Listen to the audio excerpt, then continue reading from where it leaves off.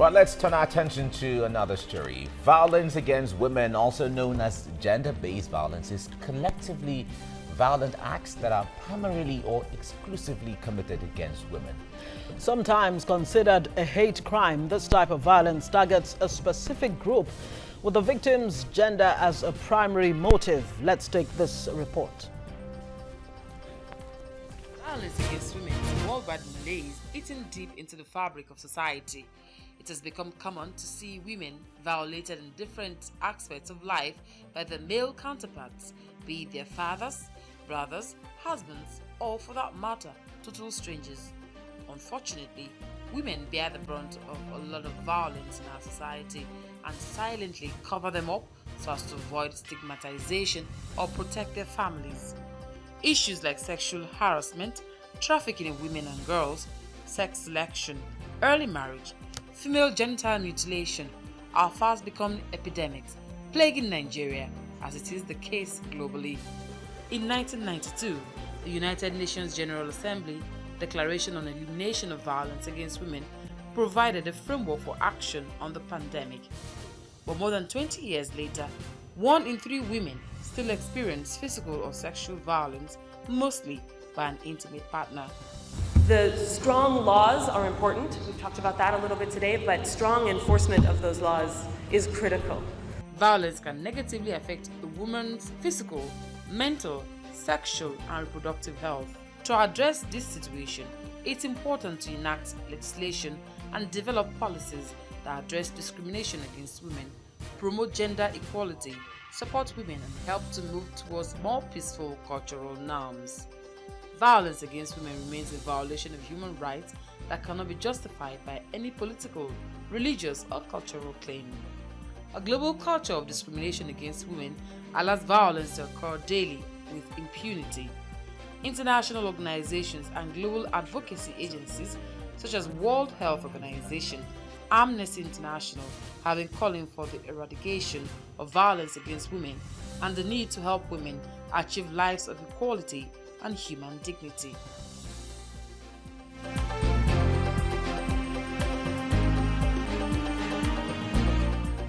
All right, joining us now is a rights activist, Mary Ikoku, and also from Abuja we have President Geo-Nita Initiative for Women and Children or Child Development, Nita Biak George Irobe, but she's not there yet. Well, we do have Mary Ikoku right here in the studio. Good morning.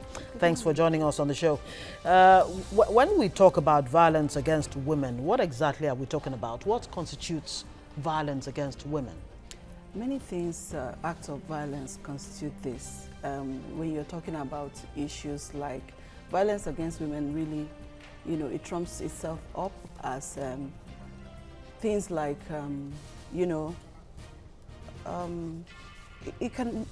it appears in many forms. It could be verbal violence, it could be sexual assault, it could be permitted by an individual or even the state on women. I mean, it's harmful violation of women's rights in any society. Really, that's what violence is all about. And then increasingly, you find out that this violence has been meted out on so many women, and the statistics are really crazy. You're having like 1 in every 3 women has experienced one form of violence or another. That's quite high. Yes, it's quite huge. But then, if we're talking about that, that is the World Health, the UN report, and then the World Health Organization in 2003 had put it at 1 in every 5 women. But if we bring it down to Nigeria, I'm afraid the statistics may be even more worse. alarming than we thought, because you also have issues of discreteness when it comes to issues of violence here. So you may not really have the right statistics, and data is very important. You know how it is here with data. And when you don't have data, it almost becomes impossible to deal with the issues of violence. Okay, let me bring in Fumi Falana here. She's joining us from our Abuja studio. Fumi Falana is the Director of Women Empowerment and Legal Aid. Fumi, it's good to have you join us right now. Now, when it comes to violence against women, we tend to hear of them now more than we used to. Is it that the rate is increasing, or the attention or the focus is increasing? What's the difference between now and maybe 2-3 decades ago? Thank you very much. We wouldn't say the rate has really increased, but the awareness has increased. We now discover that people tend to report cases of violence against women more often than they used to do, because people are now getting more aware of the ills in the society. In those days, there would be issues of violence, but nobody would care to report it.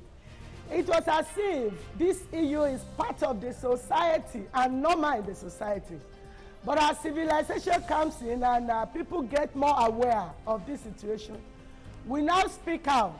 Women speak out now, and we get these issues of violence against women reported more often. And that is why we get to hear about it more than we used to. When you say women are speaking out, as far as you're concerned, Fumi Falana, do you think the people who should be listening are really listening and even doing anything about it, talking about government, society in general? You have civil society groups springing up here and there, talking about, you know, the issues of women, including, of course, violence. Is anyone really listening? Not at all.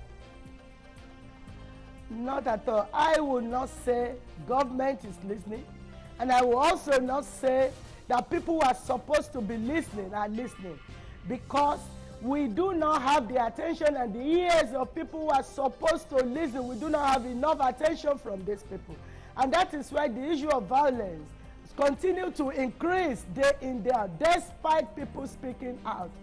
But we have non-governmental organizations that also attend to issues of cases of domestic violence, often when they get these reports. But I also want us to know that there are laws in the society that prohibit violence against women. But these laws are dormant. They are dormant in that even when women report these cases of domestic violence, the people who are supposed to interpret these laws on the side of women do not do what they are supposed to do.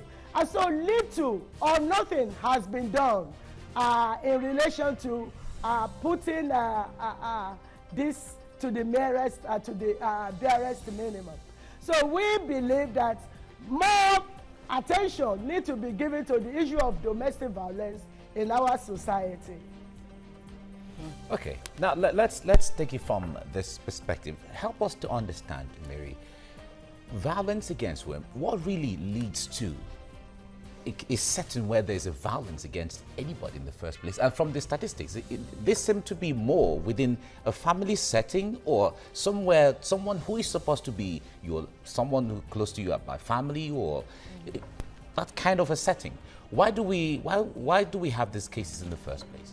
There's so many, reasons for this violence, and a lot more reasons why it's increasingly coming up. But one thing at the heart of it all is our cultural, system. We have certain traditional attitudes that have, spanned generations that is still keeping us where we are today in terms of this violence. And again, you talked about it happening in the family settings, and that's really about the domestic violence. Beyond the domestic violence, there's so many other violence that is being meted out on the women and children. If even up to the social exclusion in some of the things that happen around us, is all forms of violence. You have state getting involved in some of these things, human trafficking and all of those, sexual abuse, even picking pre-selection of sex of the child. There's a culture that is very much interested in you having a male child. These things are things that have been allowed for so many years. Yeah, so, but what really causes violence against? What's the originator? What's that factor? The originator, we cannot, one is attitude of the people who is going through this violence. They have that attitude of mind, psychological problem where you are not able to open up to somebody and get healing. And then the other one is, it's really so much of our culture. Because let me give you an instance here. When you're raising, you have a family setting where a child is being raised a male child is being raised to just sit around while his female siblings are the one doing the cooking around the house, doing the house chores. You know, it would be eminent to find out that such a man, if he ends up getting married to a girl who was raised in a home where mommy, daddy, everyone is engaging in the home, the brothers, everyone is doing the chores, you know, you're going to have some form of violence in that home, where the boy from a home where he's not allowed to touch anything at home, he's not allowed to do home chores. And then the girl who is raised in a home where it's 50-50. Brothers, sisters, mom, dad, everyone is helping out to make the family progress. If they come together, this child and that child, and they become adults, get married, you see, there's a time bomb. The guy from the home where it's only the females that do things around the home will have expectations in his marriage. He expects to see the girl like his mother, who, and his siblings, his sisters, who had to do all the chores around the home. So he never gets out to help his wife. And those expectations could lead to violence. You know, false it brings about belief, this false mindset, false belief, and then wrong expectations in marriages, and it leads to violence. When the girl also expects, oh, my dad does things around the home, I should expect my husband to give a helping hand. So you see, it's a time bomb that most of the parents are raising children that are not prepared for this kind of thing. So it catches on at the end of the day. But the kind of society we find ourselves, certainly everyone cannot come from the same kind of environment. But do you think there's a problem with understanding and tolerance level? Because the point there is, the boys can grow up from wherever they come from, the ladies can grow up from, it's normal to grow up in the kind of setting you find yourself. But coming together, do you think the tolerance level is the problem here, or the understanding? Tolerance level is one of them, but then couples would need to, you know, tolerate one another and then learn to make sacrifices. Where you see these things is not happening how I knew it to be, then you may need to open up space for, I mean, it's a marriage, it's bringing together two people, and then these two people may learn to give up some of the things and just know that if there are ways you can make things work. But in the mind of these individuals is that we have made a decision to stay together, and that staying together, we are in a marriage. We are not in a mechanic workshop. We're not in a home, in a war front. We are in a marriage, a relationship and that should bring is out when love. you're even talking about the marriage relationship. Let me bring in Fumi Falana here. I need you to speak to, you know, the issue that Mary Coku has just raised here, where, you know, people who come from different backgrounds with different expectations, and they're shocked with, you know, what hits them, especially in a marriage situation. Do you think people are even equipped, whether it's the man or the woman, equipped enough to, you know, have the presence of mind to understand that, look, we need to negotiate the terms of this marriage, the terms of this relationship, so that you don't have this kinds of fallouts? Thank you very much. The issue of violence against women is rooted right from the mind of the man. And what do I mean? The idea of I am superior to my female counterparts, right from the childhood, is what they have brought into the marriage when they get married. I am therefore saying that because a boy, when a boy is growing up, has the mindset that he is better, well, superior to his sisters. And the way the family, the parents also brought them up when they were growing up, suggests the fact that the boy child is preferred to the girl child. This goes on to develop in the mind of the boy, and as he becomes a man, he enters into a relationship with a woman, and he feels that I am coming into this relationship not as a partner, but as a superior partner. And because I am a higher I'm at a higher level in this relationship. Everything must work my way. And when the woman, the issue of tolerance does not even come in. They are coming into a relationship that is not on equal footing. She is not at the same level with the man. And so the man does not want to listen to her on issues of decisions in the home.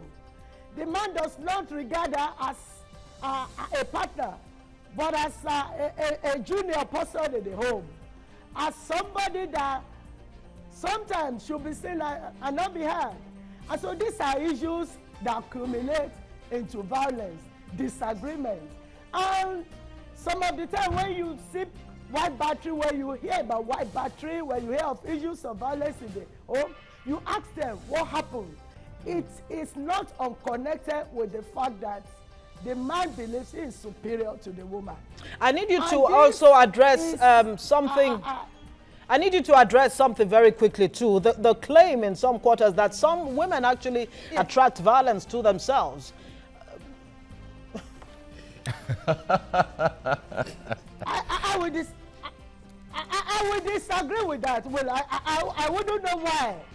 I would disagree with that. I wouldn't know how a woman will attract violence onto themselves in the home. How about the man in the home?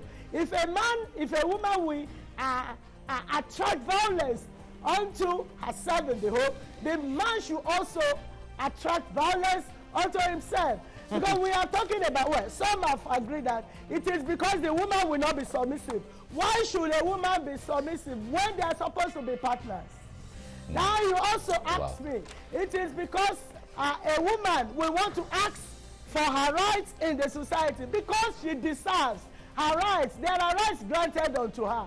Now some people ask that issues of rape, I may be taking you away to the issues of rape, that it is because of women dressing decently. But you have also seen men who also wear bare-chested, who move around bare-chested, who goes around unbuttoned with their chest out, and they are not raped. So these are also issues of discrimination against women that have culminated into issues of violence in the society. We are saying that the woman, once we attract violence onto a woman, she also attract violence onto the man. Okay. So now for me, it is the woman that attracts violence onto herself. Okay. The man also. All right, for me, I'll come to you. I think she's taking it to another level now. But the point is, let's come back to the basics here. Africans are very cultural people. You mentioned the issue of culture earlier on, that culture seems to be compounding what we have in here right now. We're also very religious people. And at the time of joining, for instance, the woman is reminded, the issue of submission now, the woman is reminded, you need to submit to your man because he is your head. And then the man is reminded, you have to love, all of those things, everyone knows all of that. But the point there is, when it comes to the issue of the practicality of this thing, the awareness on the side of the woman, so we are equal partners. Some people have argued that this is about westernization at the detriment of Africanness. How do you reconcile that bridge of it? Well, the truth is that a woman is a woman, whether you're in the Western world or you're in Africa. So what happens to the woman over there would invariably come to you. And then, you know, we're in a global space. But my idea of globalization is that it doesn't tell you to throw away all the cultural heritage you have that are beautiful. So in Africa, we have some of those lovely culture that we can hold dear and also play very well at the global scene. For instance, when we are told to submit, it's a natural thing really for a woman to submit. You can actually submit in a very technical manner. You can submit wisely. And then submission doesn't reduce anything in the woman. But before... But do you think some women are misinterpreting the issue or the idea of submission? Well, it looks like you're giving off everything. Yeah, I'm not sure. I don't know. There's some kind of misinterpretation here, but not wholly. But what it is really is that we can't be hampering on submission and leave out what brings about the submission. Which is love You've from been the man. asked, the man is to provide love. And there's no woman that is loved that doesn't naturally submit. It comes together. Right. So you have to give love first. We'll come to that when we return from this short... it's not a break. It's 8 o'clock and it's time for Kemi Faladehemi to give us the news. Kemi, Well, over to you now.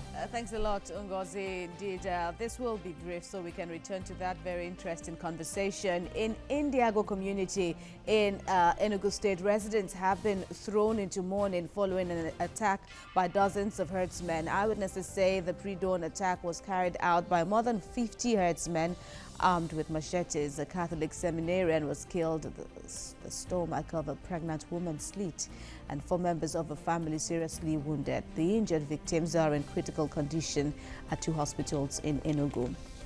Well, things are not rosy for many internally displaced persons in camps across the country. It seems to have gotten so bad that thousands of them protested in Maiduguri, the Borno state capital.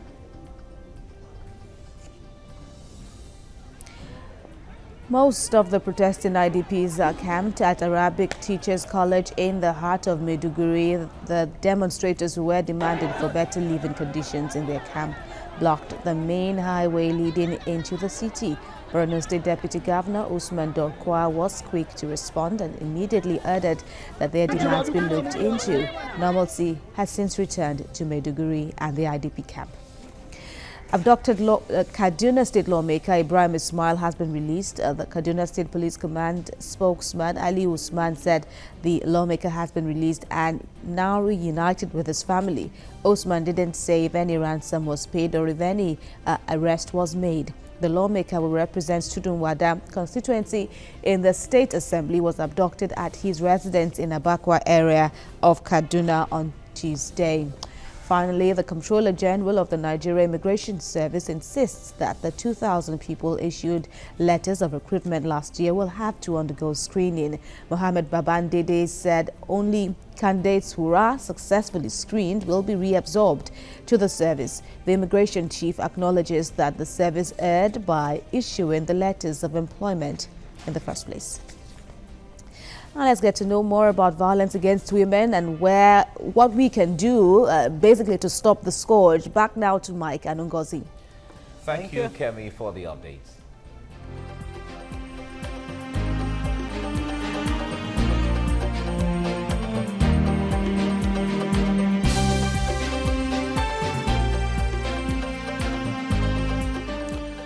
Just joining us, you're watching TVC Breakfast, and we are discussing violence against women in the society.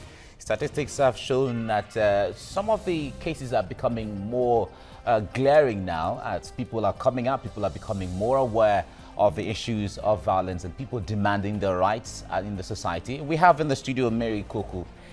She is a woman and a child rights advocate. We're discussing this. And in our Abuja studio, we have Fumi Falano. She is the Director of Women Empowerment and Legal Aid in Abuja. Thank you very much for coming, ladies. Now, the issue of violence against women, if we turn the coin the other way, a lot of men are also being abused one way, especially when it comes to verbal, and no man is going to stand anywhere to say, well, I am abused by my wife. Mike, don't let's go there. It's about the women today, so don't even talk about violence against the men. These things go like this and they go. So the point there is, yeah. Now, Fumi, I'm going to come to you on this. There's a lot of issues about violence against women. Nobody really talks about violence against men. But should it really pitch it against gender, as a man, woman, or should it not just be violence against anybody? Because raising your hand against anybody should be wrong in the first place.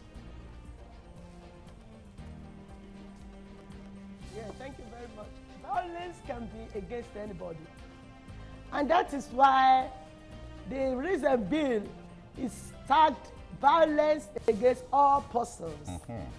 Prohibition of violence against all persons. Violence could be against a man or a woman.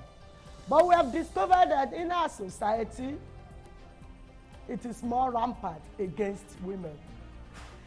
And more often than not, you hear about violence in the home, it is against the woman in the house. It is against the girl child in the society. You remember the girls that were picked, the Chibok girls. The boys were not picked up. So we say women are more susceptible to violence. They are the ones at the receiving end. But on very few occasions, we get to hear about violence against the man in the home. It may also be that because of ego, men may not want to report issues of violence against themselves. But we have had cause to also hear about issues of violence in the home, might be on very few occasions against the man in the house. But usually it is very, very common against women. All right, we will try as much as we can to move on to solutions right now, but let's bring you some more perspectives to this. Former United Nations Secretary General Kofi Annan declared in 2006 that violence against women and girls is a problem of pandemic proportions. At least 1 out of every 3 women around the world has been beaten, coerced into sex, or otherwise abused in her lifetime, with the abuser usually someone known to her. Now, in Nigeria, if we have to narrow it down, violence against women is compounded due to some cultural beliefs that give men power over women. A common belief in Africa is that a woman becomes the possession of a man who pays her dowry or bride price, depending on how you see it. Now, this tradition leaves women at the mercy of their husbands.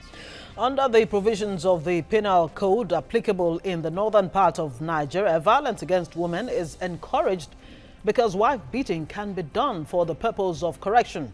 See Section 55, subsection 1D of the Penal Code. Now, a national demographic and health survey of 2008 showed that 28% of women, almost a third of all women in Nigeria, have experienced physical violence. A significant number of the country's population, where almost half are women. Let's go to the issue we just, rolled out to you right now.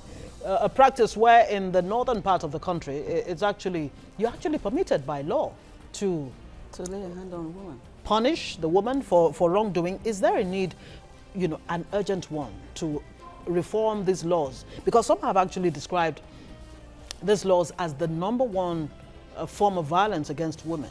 The laws don't protect the women. Yeah, but you also have a higher law. I believe that the Nigerian law, the Constitution supersedes should supersede whatever law there are in the north. But it's actually a collective effort. It's a collection. People would have to fight this scourge. Then the government also has a duty to step up and ensure that these issues of violence are really dealt with, truly and really, and not being paid lip service to. And we all must make a conscious effort as individuals, at family levels, as a society, to say, no, it's time we end any form of violence. And I think somehow we even play down on certain major acts of violence that is being meted out on the women. For instance, the disinheritance of the girl child in some parts of Nigeria. You also have the issue where women are violated to the point where they are reduced to taking the birth water of a late husband. And what is the woman's crime? This is evil. It's a crime against humanity, not just the woman. It's a crime against humanity. And these are some of the things, certain culture should actually be quashed. It should be removed entirely, and we need to begin to speak to the rulers, the kings, the traditional rulers, then the women organization, NGOs, the government especially need to really, as a matter of urgency, step up in this fight and ensure that we end this scourge. Fumi is a lawyer. She should be able to weigh in on this, the law aspect of, where women don't necessarily or are not necessarily protected by the laws that should be protecting them, with the case of what happens in the north, where the law actually permits women to be punished by their men. What do you have to say about this? Thank you very much. It is really unfortunate that so many of our laws encourage violence against women. And when I say violence against women now, it does not really mean physical violence alone. Violence can be emotional. Any policy, any law that discriminates against women is encouraging violence against women. Now, Section 55 is not just the only domestic law that violates the rights of women and encourages violence against women. We also have very many other sections. Like, for example, there is the Regulation 134 of the Police Act, which specifies that a policewoman will need to take the permission of her commander before she can get married, and that she needs a special and express written permission before she can become pregnant. Meanwhile, her male colleague is not entitled it's not required to have such permission taken.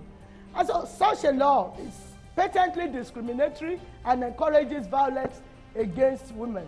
But this law was taken to court and by Women Empowerment, my organization, sometimes last year, and the courts held that this law is inconsistent with Section 42 of the Constitution of Federal Republic of Nigeria. And so the law is struck down. Now, any law, any domestic law that is not consistent with the provision of the Constitution is null and void as to the extent of its inconsistency. So Section 55 is a domestic law, but it is inferior to the Constitution of the Federal Republic of Nigeria. Section 42 of the Constitution of the Federal Republic of Nigeria specifies that nobody shall be discriminated against on the basis of sex, that gender. And therefore, any law that encourages violence is inconsistent with the Constitution. There are very many other laws that are domestic laws that are inconsistent with this section, and therefore they cannot stand on the face of the Constitution. But unfortunately, what we need to do is to take our activism to the law court, to the courtroom. Let's bring up these cases of violence to the court. These laws can be adjudicated upon. And when we take these laws to court, the courts will look into these laws and they will be pronounced illegal and inconsistent with the Constitution. And when they are pronounced illegal, they become illegal and they are expunged from the laws of this country. But unfortunately, people don't take cases to court because they believe laws are supposed to be laws. But there's an issue that I also want to reiterate this morning, and that is the Section 15 of the Constitution, which encourages the customs of the country. It encourages the customary laws. So many of these customary laws, when they are done according to the custom, they come under Section 15. But any Section 15, any customary law that wants to come under Section 15 of the Constitution must also not be repugnant to natural justice or equity of the land. So thank you so much. 42 is the basis of relationship with women. Okay. All right, Funmi, we'll certainly come back to you on this because the issue of justice and the legal aspect of things will come back to that. Now, many cases of sexual violence in Nigeria go unreported due to fear of stigmatization and fear that appropriate legal action will not be taken on offenders, as well as difficulty of proving that such acts were carried out on victims. Available data on violence shows that less than 40% of women who experience violence seek help of any sort, and those who do look to family and friends for help, rather than go to formal institutions such as police and health services to seek help. Now, recent global prevalence figures released by the United Nations indicate that about 1 in 3, that's 35% of women worldwide, have experienced either physical or sexual intimate partner violence or non-partner sexual violence in their lifetime. Worldwide, almost 1/3, that's 30% of women who have been in a relationship report that they have experienced some form of physical or sexual violence by their intimate partner. Now, UNWomen.org says women who have been physically or sexually abused by their partners are more than twice as likely to have an abortion, almost twice as likely to experience depression, and in some regions, 1.5 times more likely to acquire HIV. Now, globally, another troubling trend is child marriage, where more than 700 million alive today were married as children below 18 years. Of those women, more than 1 in 3, or some 250 million, were married before 15 years, and that is according to the United Nations. And new estimates published on the United Nations International Day of Zero Tolerance for Female Genital Mutilation in 2016 reveals that at least 200 million women and girls alive today have undergone female genital mutilation or cutting in 30 countries, where a majority of girls were cut before the age of 5.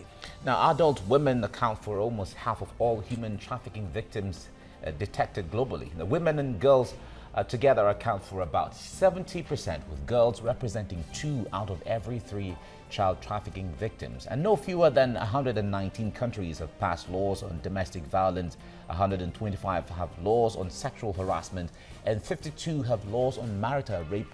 But creating laws has not guaranteed that citizens will obey. Let's bring in Mary Koku here. Let's even look at the impact of this violence that we're talking about and the, various kinds of violence, rape, FGM, and what have you, and that's discrimination against pregnant women, especially in the workplace. Some companies would not even employ a woman if she's pregnant, or if she's not, she's told she cannot get pregnant until a certain time. Talk to us about the impact. How does this affect the woman and society at large? Well, the woman is a very strong person, I must say, because women go through a whole lot in this country. Now, beyond the home front, even when let's take it to their career, you find women who work at certain jobs, not getting maternal care, not getting leave. Some companies I know, they send you on leave. Once you go on maternity leave, you are to go from there. Don't even think of coming back to work. And these are against labor laws, international labor laws. These are all forms of discrimination against women. And then you also have issues where a woman is cut, and the society expects that woman that has been cut at a young age to satisfy her husband. You've actually taken out what makes her sensual. And then you also demand that she should behave herself when you've taken it out already. I mean, we're even lucky that they didn't start cutting off the breast and all other parts of the woman that also arouses her. What went into the mind of the people that started this whole thing is what I have no idea. I don't know. But as human beings, we need to begin to, talk about these things. We need to ask ourselves questions. Is it right to do these things? Is it even beyond gender equality or asking for equal opportunity and all of that? Being a human being, do we have to behave like animals? And that's why I asked the question, how does this affect the woman? It affects the woman because, one, you find out that a woman who should be president is dealing with little issues. And that's why a country like ours will continue to be poor, because we are not taking advantage of the potentials that reside in the women. Women make up over 50% of the population. Women give birth to 100% of this population. These same women are reduced to the point where they are not able to take decisions. They are not able to, they are not found even on this decision-making table. Even in politics, some parties tell you, we encourage women to vie for political offices because we give them, by so doing, we give them forms for free at no cost to them. And I said to them, you give women forms at no cost, but you hold your political meetings at 3 a.m. in the morning. When the woman is home tending to her children and taking care of the husband, this society expects her to take care of. But when it comes to that window, that is what it takes sometimes. Yes. And certainly, if you see from the woman perspective, her herself may not be disposed to being at such kind of meetings. Yeah, if I'm ready, by the time I'm ready to join politics, I would be sure my children are all independent and they've gone off. They're quite on their own. They can go without me. Right? That's the only time. So you're not expecting to have very young, vibrant, intelligent women in Nigerian politics. You're going to continue to have older women, but that in itself is discriminatory. When you cannot utilize the potentials that these women have at such young age, is a problem. So we need to begin to look at policies that can endear us to these things and also open up inclusive and have a level playing ground for everyone to thrive. All right, Let's Mary bring in Coco. Fumi Falana very quickly. Well, do we time have is to against round us up? right now. We have to Okay. round off now. Mary Coco, thank you very much for coming on the program. Thanks for We having cannot me. Thank you so exhaust this much. topic because Yeah. it's so big. It But is. as time goes on, we'll be dwelling on this as time goes on. But certainly, Fumi Falana, thank you very much for joining us from our Abuja studio. Thank you. Come and remove your stuff from me.